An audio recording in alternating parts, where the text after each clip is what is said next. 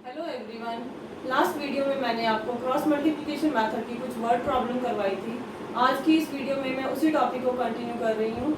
आइए हम उसके कुछ और सम करके देखते हैं।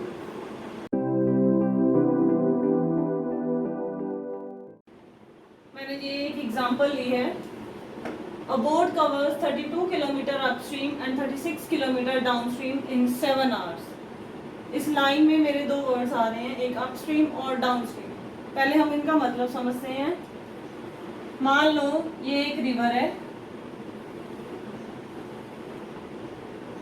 और इसमें एक बोट है।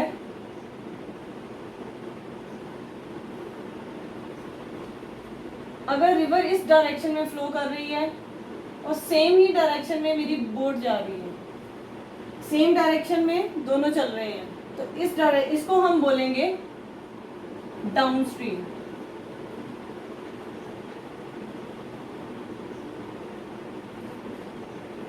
अगर इस डायरेक्शन में पानी फ्लो कर रहा है और आपकी बोट जो है ऑपोजिट डायरेक्शन में जा रही है, इस डायरेक्शन में अगर बोट आपकी जाएगी तो आपका ये जो केस होगा वो होगा अपस्ट्रीम का।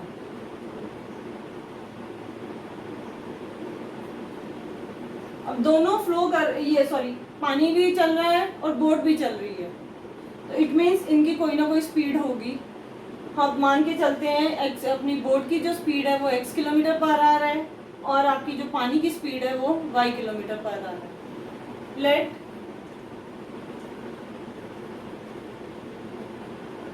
The speed of boat in still water is equal to x kilometre per hour and speed of stream वो क्या है y किलोमीटर पर आवर। चलिए अब क्वेश्चन पे चलते हैं। Boat cover 32 kilometre upstream. इसमें क्या बोला है, बोट ने 32 किलोमीटर डिस्टेंस कवर किया है अपस्ट्रीम में। अब 32 किलोमीटर उसने डिस्टेंस कवर किया है तो इसमें कोई ना कोई स्पीड तो होगी उसकी। अब अपस्ट्रीम में इसकी स्पीड क्या आएगी, x minus y kilometre per our.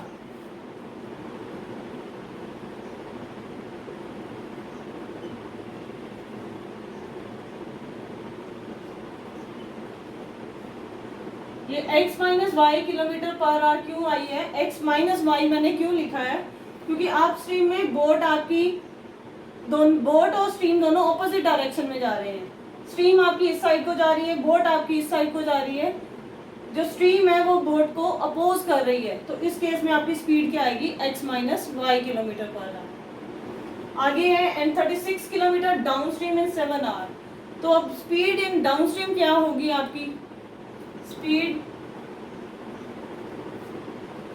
Down stream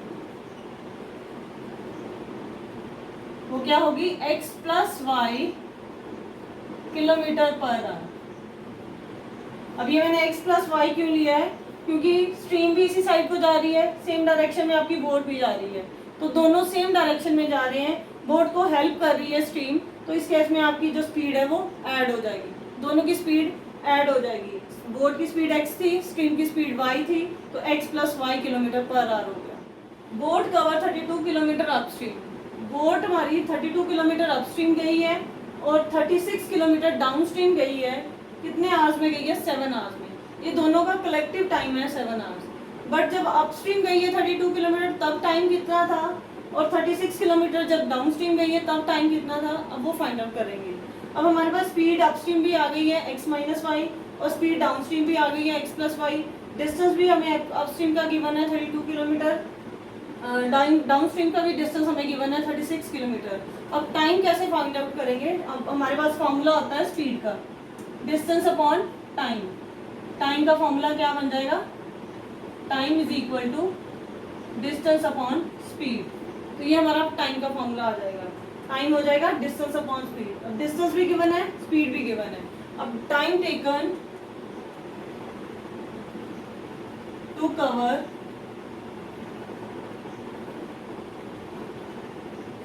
32 kilometre upstream कितना आएगा, डिस्टेंस कितना आपका 32 अपॉन स्पीड कितनी है आपकी अपस्ट्रीम की x माइनस वाई, ये आएगा टाइम है इसलिए आवर्स में लिखेंगे हम इसको। अब टाइम टेकन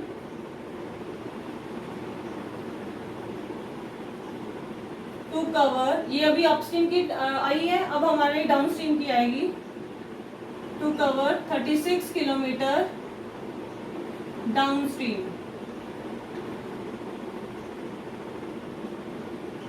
कितना आएगा 36, डिस्टेंस है आपका, टाइम आपका सॉरी स्पीड आपकी कितनी है x प्लस वाई, ये भी आवर्स में, ये हमारा टाइम आ गया। अब दोनों का कलेक्टिव टाइम कितना है 7 आवर्स, तो अब हम इसका टोटल टाइम लेंगे।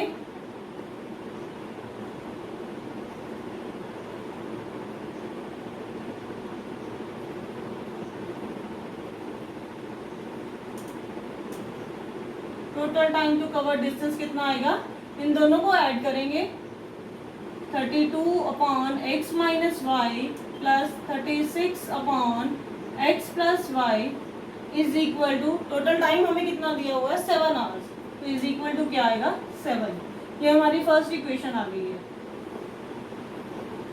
नाउ सेकेंड इक्वेशन क्या है, it covers 40 kilometre upstream and 48 kilometre downstream in 9 hours.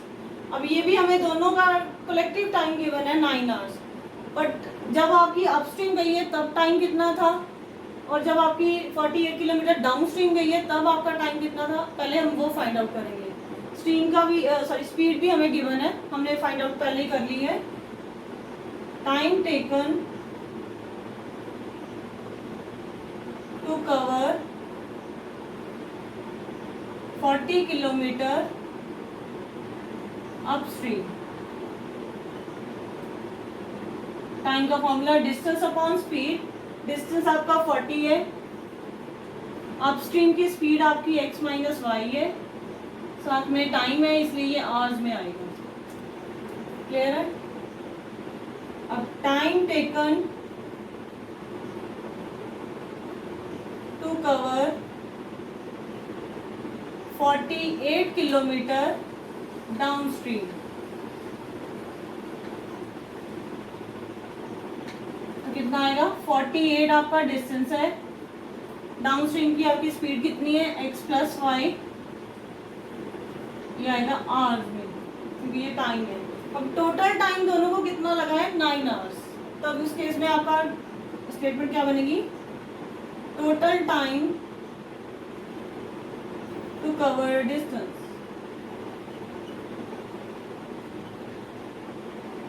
तो दोनों को कलेक्टिव लेना है तो दोनों को ऐड कर देंगे। 40 upon x minus y plus 48 upon x plus y is equal to, total time आपका गिवन है 9 आवर्स, तो ये आपकी सेकेंड इक्वेशन आ जाएगी। अब मैं ये दोनों इक्वेशंस ऊपर लिख देती हूँ।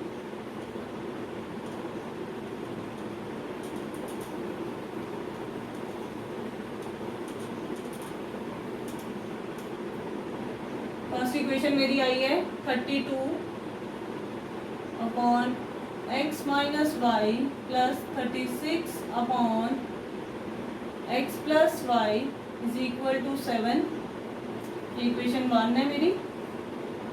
सेकेंड इक्वेशन है मेरी 40 upon x minus y plus 48 upon x plus y is equal to 9, ये मेरी सेकेंड इक्वेशन है।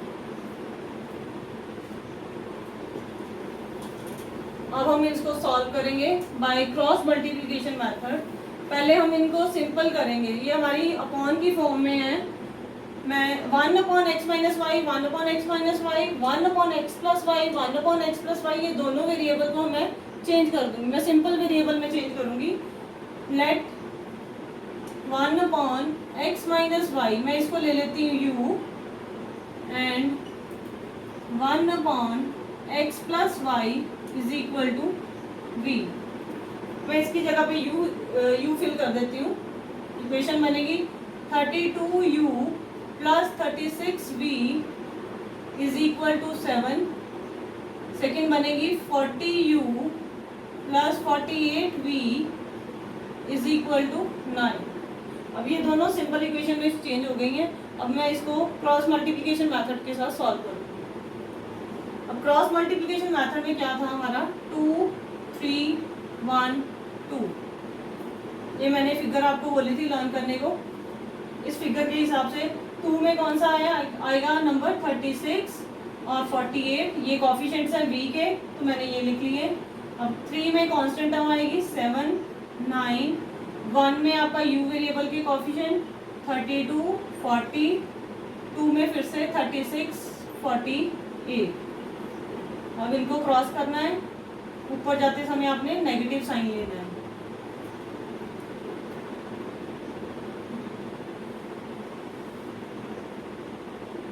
अब मेरा पहला वेरिएबल है x, sorry u, second variable है v, थर्ड है मेरी कांस्टेंट टर्म। मैं -1 लूंगी क्योंकि मैंने 7 और 9 को लेफ्ट की साइड शिफ्ट नहीं किया, इसलिए मैं -1 ले रही हूँ। 36 इंटू 9 क्या आएगा 324, 48 इंटू 7 क्या आएगा 336। अब v के नीचे क्या आएगा 7 इंटू 40 280, 9 इंटू 32 288। -1 के नीचे क्या आएगा 32 इंटू 48 माइनस 40 इंटू 36 1440। अब इनको सॉल्व करते हैं। 324 माइनस 336 इज -12, b के नीचे आएगा 280 माइनस 288 माइनस 8, इसका आएगा 96 माइनस करके। अब u को आपने कांस्टेंट के साथ इक्वेट करना है। u की वैल्यू क्या आएगी -12 into -1 upon 96, minus minus plus हो जाएगा, 12 1 सा 12 8 सा 1/8 आंसर आ जाएगा u का।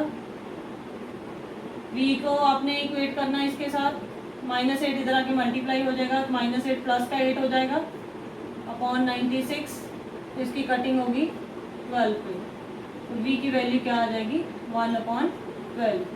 अब u वेरिएबल की वैल्यू और v वेरिएबल की वैल्यू यहाँ पे जब मैं फिल करूँगी, यहाँ पे आपका क्या आएगा 1/x minus y is equal to u की वैल्यू क्या है 1/8। अब इसमें है 1/x plus y is equal to v की वैल्यू क्या थी 1/12। अब ये क्रॉस मल्टीप्लाई हो जाएंगे, 8 is equal to x minus y, second equation आएगी 12 is equal to x plus y. अब मेरा क्वेश्चन x और y की फॉर्म में था, मेरे को u और v का आंसर नहीं चाहिए था, मेरे को x और y का आंसर चाहिए। अब हम इन दोनों को फिर से सॉल्व करेंगे। अब इन दोनों इक्वेशंस को मैं ऊपर लिख लेती हूँ।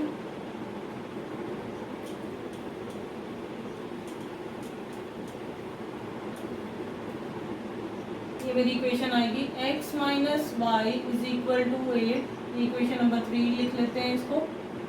सेकेंड है x plus y is equal to 12, equation 4 होगी। अब इन दोनों को फिर से हम क्रॉस मल्टीप्लिकेशन मेथड से सॉल्व करेंगे।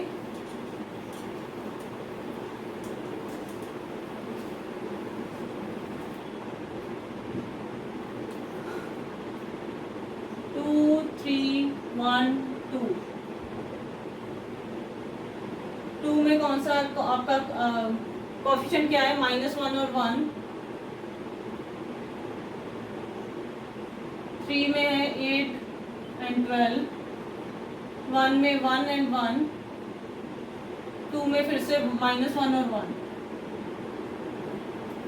अब लिखेंगे x upon y upon and -1 upon,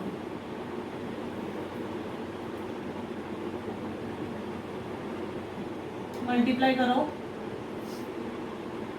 -1 into 12 -12, 1 into 8 -8, यहाँ पे हम माइनस साइन लेते हैं जब ऊपर जाते हैं। y में क्या आएगा 8 into 1 8, 12 into 1 -12, 1 into 1 1, 1 into minus 1 plus 1, जब हम ऊपर जाएंगे तो माइनस साइन लेंगे तो माइनस माइनस प्लस हो जाएगा।